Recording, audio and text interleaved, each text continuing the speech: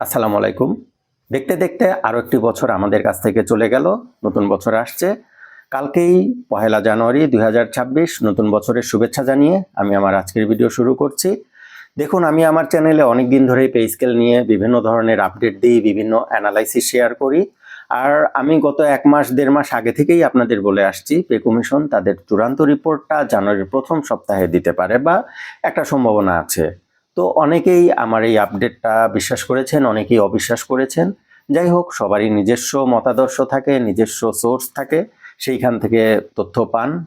তো দেখুন, শেষ পর্যন্ত ডেইলি ক্যাম্পাস আজকে একটা নিউজ করেছে, সেখানে বলেছে পে কমিশনের এক সদস্যের জবানের বরাত দিয়ে বলেছে যে পে কমিশনের একটা ডেডলাইন দেওয়া আছে, সেটি হলো জানুয়ারির দ্বিতীয় সপ্তাহের মধ্যে তাদের রিপোর্টটা জমা দিতে হবে। আর তারই ধারাবাহিকতায় আজকে ৩১ ডিসেম্বর তাদের একটা পূর্ণাঙ্গ সভার অনুষ্ঠিত হওয়ার কথা ছিল। জাতীয় শোক দিবস বা রাষ্ট্রীয় শোক দিবস পালন করার জন্য এই দিন সাধারণ ছুটি হয়েছে এবং আজকে সভাটা অনুষ্ঠিত হয়নি। যদি আজকের পূর্ণাঙ্গ সভাটা অনুষ্ঠিত হতো তাহলে তাদের প্রিপারেশন ছিল আগামী সপ্তাহে, অর্থাৎ জানুয়ারির প্রথম সপ্তাহে তারা পে কমিশন পূর্ণাঙ্গ রিপোর্টটা জমা দিয়ে দিবে। যেহেতু আজকের সভাটা হয়নি, সভাটা স্বাভাবিকভাবেই আগামী সপ্তাহে চলে গিয়েছে এবং আগামী সপ্তাহে যদি সভাটা হয় তাহলে তার পরের সপ্তাহে পে কমিশন তাদের রিপোর্টটা জমা দিবে, এমনটাই আশা করা যাচ্ছে। এখন এই যে জানুয়ারির সেকেন্ড সপ্তাহে জমা দিবে, নির্দিষ্ট কোন দিন জমা দিতে পারে সেটি জানার জন্য আমাদের পরবর্তী সভা পর্যন্ত অপেক্ষা করতে হবে। আজকের সভাটা যদি হয়ে যেত তাহলে আমরা বলতে পারতাম বা পে কমিশনের সদস্যরাও বলতে পারতো যে কবে নাগাদ তারা রিপোর্টটা জমা দিতে পারবে। যেহেতু আজকের সভাটা হয়নি, সেহেতু নির্দিষ্ট ডেট জানার জন্য আমাদের পরবর্তী সভা পর্যন্ত অপেক্ষা করতে হবে। তো সেই পর্যন্ত আমরা অপেক্ষা করি। আর আমরা তো অনেক দিন অপেক্ষা করলাম, আর একটা সপ্তাহ ২টা সপ্তাহ আমরা অপেক্ষা করতেই পারবো। সুতরাং এটা নিয়ে এত বিচলিত হওয়ার কিছু নেই, আমাদের একটু অপেক্ষা করতে হবে। আর আমরা যারা কষ্ট করে বিভিন্ন মাধ্যম থেকে তথ্য সংগ্রহ করি, তো আপনাদের হয়তোবা একটা ধারণা আছে, কমেন্ট পড়ে বোঝা যায় যে আমরা হয়তোবা শুধু ভিউ এর জন্য এই তথ্যগুলো সংগ্রহ করি, ভিডিও বানাই। দেখুন, একটা বিশ্বাসযোগ্য তথ্য সংগ্রহ করা এত সহজ ব্যাপার নয়। সবসময় আমাদের তথ্যগুলো সঠিক হয় ব্যাপারটা এমন নয়, কিন্তু আমাদের চেষ্টা থাকে তথ্যগুলো সংগ্রহ করে আপনাদের কাছে দেওয়া। আর ভিউ তো একটা ইন্সপায়ারেশন, ভিউ একটা কি বলবো, একটা মোটিভেশন আমাদের। তো যখন একটা ভিডিওতে ভিউ ভালো হয় তখন আমরা বুঝি যে আমাদের ভিডিওটা বেশি অডিয়েন্সের কাছে গিয়েছে, বেশি সাড়া ফেলেছে। আমরা আরও মোটিভেশন পাই নতুন নতুন সঠিক তথ্য সংগ্রহ করার। এটা একটা যথেষ্ট পরিশ্রম সাপেক্ষ বিষয়। যাই হোক, সেই আলোচনায় পরে আসি বা সেই আলোচনা না করি। এই যে পে স্কেল আসছে, পে স্কেল কমিশন পরবর্তী বৈঠক তারা কোন কোন বিষয়ে আলোচনা করবে সেটা নিয়ে একটু কথা বলা যাক। আসলে এখনো একটা বিষয় অমীমাংসিত থেকে গিয়েছে, সেটি হলো গ্রেড সংখ্যা। গ্রেড সংখ্যা কত হবে এটি নিয়ে এখনো চূড়ান্ত কোনো সিদ্ধান্ত হয়নি।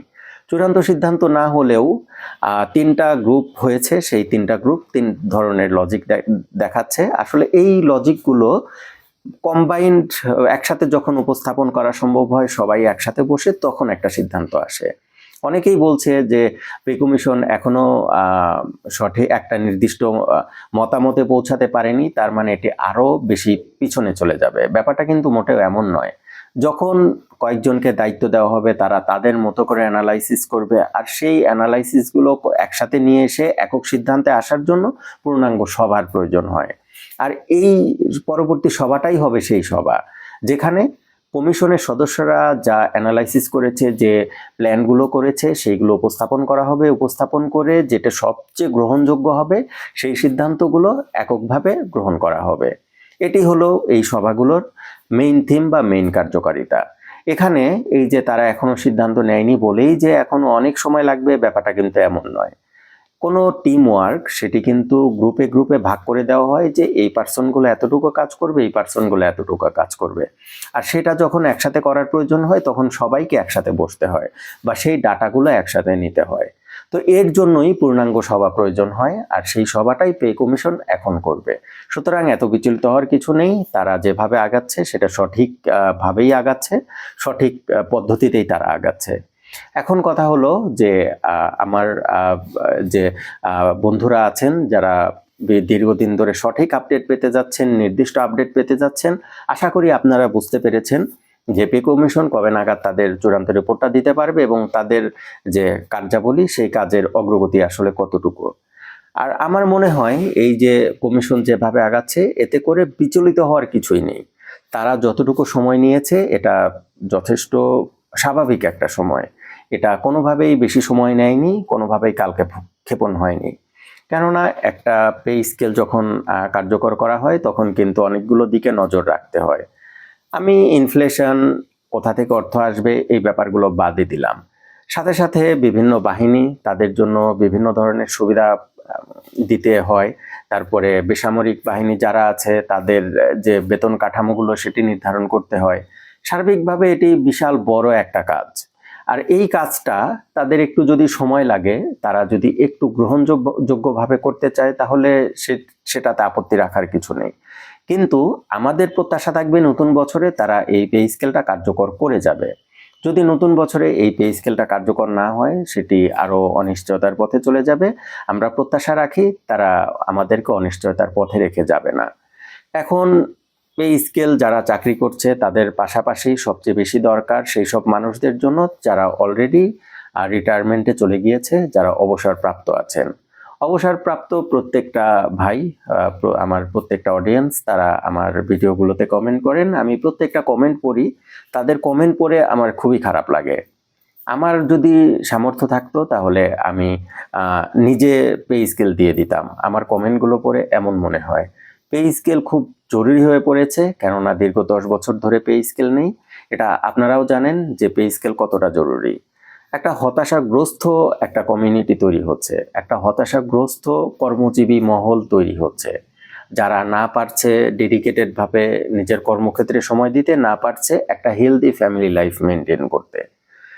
তো যাই হোক, এটি অনেক দীর্ঘ আলোচনা। আশা করি নতুন বছরে আমরা ভালো কিছু পাবো। আর আমরা যথেষ্ট ধৈর্য ধরেছি, দরকার পড়ে আরও কিছু ধৈর্য ধরবো। আর সরকারের কাছে প্রত্যাশা থাকবে তারা আমাদের এই ধৈর্যের যে ফল মিষ্টি হয়, তারা আমাদের ধৈর্যের সঠিক ফল দিবে।